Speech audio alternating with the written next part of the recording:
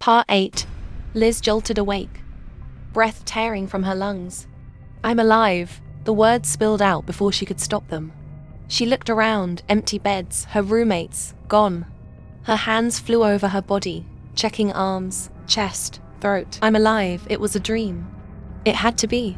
Her heartbeat slowly steadied until her gaze dropped. The maid uniform, still on her body. Real. Her stomach sank. It wasn't a dream. The memory rushed back all at once, the cloth over her face. Elena's smile. Her father and brother's names spoken like a weapon. Liz squeezed her eyes shut. So the Empress's uncle wants me to spy. Or worse, wants her gone. That wasn't in the novel. None of this was in the novel. She laughed weakly. I ruined the plot just by becoming her maid. Her hands trembled. I can't do it. I can't hurt her. I can't end her. Then her brother's voice echoed in her mind. Her father's labored breathing. Her chest tightened painfully. But if I don't? She slumped down to the floor, staring at it. Should I write to them? Tell them to leave? Relocate with what little money I saved? But the debt collector's sneer surfaced in her mind. I need to clear that debt first. If I... She swallowed hard. I don't know what to do. There was no one to talk to. No one to trust. No one she could confess to without destroying everything. A tear slipped down her cheek. She wiped it away roughly. Get it together, Liz. Not now. She stood and froze. Something lay on the windowsill. A small bottle. A folded note. Her fingers hesitated before opening it. Your body must hurt from yesterday's training with Her Majesty. Apply this and you'll feel better. Liz stared. What? Her lips twisted bitterly. They want me healthy so I can finish the mission. She threw the bottle across the room without another glance. No thanks. She inhaled deeply. Breathe. Get dressed. Survive today. When she got to the palace, it was already awake. She entered the Empress's chambers. Rowena was seated at the table, in the middle of a court meeting. She woke up early. Liz moved quietly, preparing tea, her hands working on instinct while her mind spiraled. She almost ended me yesterday. The memory of fingers around her throat sent a chill down her spine. Is that not reason enough to... No. She shook her head. She's still a child. She's 18. She's hurting. Liz. The Empress's sharp voice cut through her thoughts. Liz startled. Yes, Your Majesty. Rowena frowned. I've been calling you. I apologize. I'm feeling a little under the weather. The Empress waved her hand dismissively. Whatever. Tell them to prepare the carriage. I need to pick up my dress. Yes, Your Majesty. As Liz walked out, a dangerous thought crossed her mind. Maybe I should end her. Or... No. She turned. That was when she saw her. Catherine. The Empress's close maid. The one Elena mentioned. Catherine was carrying a tray of food, moving calmly through the corridor. Liz's throat went dry. So she's watching me. She forced her expression to remain neutral. Catherine looked up and smiled warmly. Good morning. Liz froze, then forced herself to smile back. Good morning. She turned away and quickened her pace. Her heart pounded. How many of them are working for him? Is every maid a spy? The carriage finally came to a stop. Liz stepped down and froze. The seamstress shop. Her old workplace. Of all places. She let out a quiet, breathless laugh. Fate really has a sick sense of humor. It wasn't a grand boutique. Refined for a noble but not royalty. Just a modest shop tucked between stone buildings. Yet today, the Empress herself had come here to commission her birthday dress. Why? She thought. When she entered, Liz felt eyes on her immediately. Sharp, bitter, curious. Her former co-workers stared as if they were seeing a ghost. She straightened her back and followed behind the Empress. Chin lifted. Look at you, she thought wryly. From fired seamstress to royal maid, the madam rushed forward the moment she saw Rowena. Bowing so deeply, Liz feared the woman might snap in half. Why, Your Majesty? What an honor. She bowed again. And again. Your dress is ready, she said, clearly terrified. Serves you right, Liz thought. You fired me without blinking. The madam's gaze flicked to Liz and her eyes widened. Liz smiled. Not sweetly. Confidently. Minutes later, the fitting began. The madam adjusted the fabric, fussing endlessly while praising the gown. It suits you perfectly, Your Majesty. Truly breathtaking. Liz watched quietly. She really does look beautiful. Her chest tightened unexpectedly. I wish I could stay for her birthday. But that's my day off. I need to check on father. She exhaled. I'll just give her a gift when I return. Then, do you have a dress? Liz blinked. A dress? The Empress turned slowly. You're not planning to wear a maid uniform to my birthday banquet, are you? Liz opened her mouth. Your Majesty, my... Off. Get her a dress. The Empress snapped. I'm in the mood for a dress-up section. Liz's soul left her body. This cannot be happening. Be careful of what you wish for. One dress. No.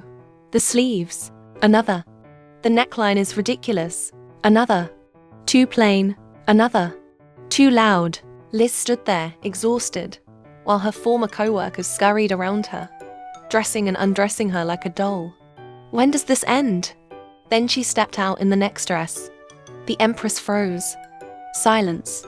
We'll take this one, Rowena said calmly. And everything else she tried. Liz's jaw dropped. Everything. I thought she hated all of them. Whatever. I should thank her later. Later. She glanced at her reflection. Okay, this one does look good. She smiled. She couldn't remember the last time she wore this kind of expensive outfit since what happened. She pushed the thought away and started changing. When the curtain rustled, two familiar faces appeared. Well, one sneered. Look who it is. Elizabeth, I thought you'd be cleaning gutters by now. The other laughed. Liz ignored them, adjusting the fabric at her waist. Guess you'll do anything for money, one continued. Your family's debt is higher than the city walls. They laughed. Her fists clenched. No wonder your mother left, another said casually. Who could stand that kind of life? Liz's chest burned. Don't worry, one added. She abandoned them too. Maybe find a noble husband at the palace. Their eyes dragged over her dress. So disgusting, one scoffed. Those outfits don't suit her. A maid uniform even fits her better. Calm down, Liz told herself. They're baiting you. She turned to leave. Excuse me. A shove sent her crashing to the floor. I'm talking to you, Liz, Elsa snapped. How dare you ignore me? Now you work for the Empress, you think you're above us. Someone who torture her servants. She yanked Liz's hair. Let go of me. Leave me alone, Elsa, Liz said quietly. Or what? The other smirked. Then, the curtain was yanked open. Silence fell like a blade. How dare you touch her? The Empress's voice was ice. They dropped to their knees. Why, Your Majesty? Rowena stepped forward and pressed her foot down on their hand. Do you know what she is? The Empress said softly. She is a royal property, which means you've committed treason by touching her. It's not what you think, not what I think. Seems you haven't heard the rumors about me. Tears streamed down their faces. Forgive us. Forgive? The Empress echoed, drawing a dagger from her dress holster. Liz's body ran cold. Rowena Pov. Liz, the Empress said calmly. Who do you think I should start with? Liz stared. The girl was shaking violently. She swallowed hard. Why, Your Majesty, please? Rowena turned sharply. What did you say? Liz bowed deeply. Please forgive them. Wait. The Empress grabbed Liz by the throat, then froze. Her hand trembled. This again, she thought. I'm no different from them. She released Liz abruptly. The madam rushed in pale. Oh, Your Majesty. Rowena straightened, face unreadable. From henceforth the palace have no business here, and I'll make sure no noble does too, she said coldly. What? Your Majesty, please? The madam begged. You should be lucky I'm in a good mood. If not, you all will be executed. She smiled. A terrifying, beautiful smile. Then she turned and stormed out to the carriage. How dare she? Rowena's fingers curled tightly against the velvet seat. How dare she tell me to forgive them after they hurt her? Stupid. Absolutely stupid. When someone hurts you, you punish them. That was the rule. the only rule that had ever kept her alive. She turned her gaze to the window. Liz wasn't getting inside the carriage. Of course she wasn't. That girl walked to the front and sat beside the rider instead. Rowena let out a short, bitter laugh. Huh, she really is something. She had wanted Liz to enter the carriage just so she could snap at her, order her out, prove something. Yesterday's event flashed through her mind. Liz standing there, unafraid, speaking like she had the right to question her, challenging her, and her stupid, reckless Rowena had nearly choked her in anger. All because she couldn't keep her mouth shut, because she spoke like she knew me. Then the night, the way Liz had wrapped a blanket around her, the way her voice had softened, not fearful, not calculating, comforting, like a mother. Rowena scoffed quietly. No one has ever done that, not since her parents died. Not even Uncle, who only ever told her what to do, what was right, what was acceptable. Never how she felt, never how tired she was. Her lips curled into a faint smirk as another memory surfaced. The first day, the maid selection. She hadn't needed another maid. Most of the ones she already had were spies anyway. The selection had been nothing but a performance. A reminder to the court that she was still in control. Still dangerous. Still the Empress. She had expected fear, begging, desperation. But that girl, Liz hadn't even realized. There was a sword pressed to her throat. Rowena's eyes narrowed. She wasn't even afraid. Over the past weeks, she had tried everything to drive her away. Set traps, temptations.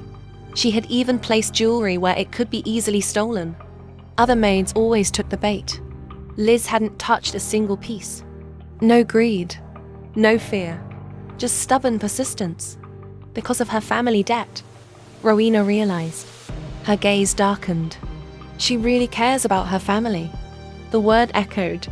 Family. Her expression hardened. What is family? An uncle who controlled every move she made. A cousin who smiled while stabbing her pride, then blamed her for reacting. She let out a hollow laugh. Guess they love me in their own way. Perhaps she was enjoying this too much. Watching. Waiting. Let's see when they get to you, Liz. When they offer her money. Protection. A way out. She's like the others, Rowena told herself. She had to be. Or maybe they already had. Her chest tightened for reasons she refused to name. We'll see, she thought coldly. Let's see which side you choose. The day of the Empress's birthday arrived with noise, light, and too many eyes. The palace glittered music, laughter, nobles dressed in excess, but none of it felt warm. Liz stood beside the Empress, posture straight. Though they didn't take the dresses from the seamstress store, the Empress had still provided one for her. Elegant. Expensive. Too much for a maid, Liz thought. They hadn't spoken properly since that day. Just short instructions. Cold glances. And no day off. Of course. Liz watched as lords and court officials approached one after another, kneeling, offering jewels, rare artifacts, and elaborate words of praise. The Empress barely reacted. A lifted hand. Next. Again. Next. I guess she already has everything, Liz thought. She couldn't remember the last time she'd celebrated her own birthday. Her gaze shifted and froze. Elena, the Empress cousin, was working forward and holding a present box, lips curved in a knowing smirk. Liz quickly looked away. Is she coming over here? What if the present is a poison? Should I warn her? No, they could have contacted me to do it. Suddenly the Empress stood. Enjoy the celebration, she said, her voice calm and distant. Then, without another glance, she walked away. Liz turned to Elena, who was watching the Empress leave. But suddenly her gaze flickered to Liz and her lips curved in a smirk. Before Liz could move, the Empress added quietly, "Do not follow me." Liz blinked. I guess she knows. Because why would she leave like that? Well, unexpected, she murmured. Honestly, she didn't want to stay either. I just want to go home, Liz thought as she stepped onto the balcony, the cool air brushing against her skin. She rested her hands on the railing. I still need to give her my gift, even if it's nothing special. A voice interrupted her thoughts. What is a lady doing here all alone? Liz turned sharply. The male lead stood a few steps away. Oh, she stammered, instinctively moving back. I didn't see you there. Really? He said, amused. I didn't know you were here either. She forced a smile. Well, enjoy the view then. I'll leave you to it. She turned and nearly collided with him. He had stepped directly in front of her. Oh, my lady, he said softly. Why do I feel like you're running away from me? Me? Liz laughed nervously. Why would I do that? Because, he said, studying her, the last time we spoke, you said you didn't know me. Her heart skipped. But we've met before, have we? She asked carefully. I don't remember, he sighed. If this is about the thief incident, I'm sorry. I shouldn't have interfered. Liz blinked. That's what this is about. I wanted to watch you chase him a little longer, he added lightly. But he was dangerous. For a princess like you, huh? She laughed awkwardly. You really have the wrong person. I'm definitely not a princess. He stepped closer. Really? His gaze softened. But you're my princess, her breath caught. Oh, please don't say that. Sir Knight, it's Cedric. Cedric Agnes, he said quietly. Oh, of course I know, she thought. Okay, Mr. Cedric, she said quickly. Excuse me. Goodbye. She walked away faster, before he could stop her. This time he didn't follow. He only watched. Liz pressed a hand to her chest as she stepped outside. That was close. But why is he paying attention to me? Please stay away, she begged silently. I don't want to get involved in this plot. Then, a harsh voice cut through the air. I told you, Rowena. Refuse the delegation. Liz stopped. She turned slowly toward the sound. The Empress stood facing her uncle. But uncle, Rowena said tightly, that would put our people in danger. We need to negotiate. I don't care, the Duke snapped. Do as I say. They are barbarians. I can't do that, Rowena replied. Our people will suffer. Are you going against your uncle? Rowena, have you forgotten who was there for me? You ungrateful brat. I'll need to teach you a lesson.